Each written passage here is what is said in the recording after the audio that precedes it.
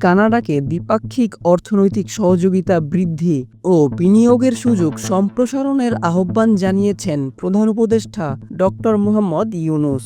কানাডার Indo Pacific বাণিজ্য প্রতিনিধি পল থপিলের সঙ্গে বৈঠকে প্রধান উপদেষ্টা এ আহ্বান জানিয়েছেন। রাষ্ট্রীয় অতিথি ভবন যমুনায় বৈঠককালে তিনি এ আহ্বান জানান।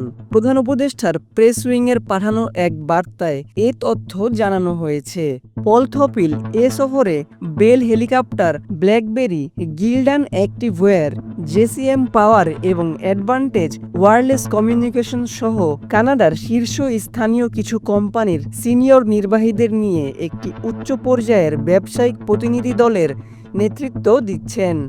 বৈঠককালে থপিল বলেন, আমরা বাংলাদেশের অর্থনৈতিক সম্ভাবনায় বিশ্বাস করি। এ কারণেই আমি ব্যবসায়িক প্রতিনিধিদের সঙ্গে এনেছি। আমরা বাণিজ্যিক সম্পর্ক আরও শক্তিশালী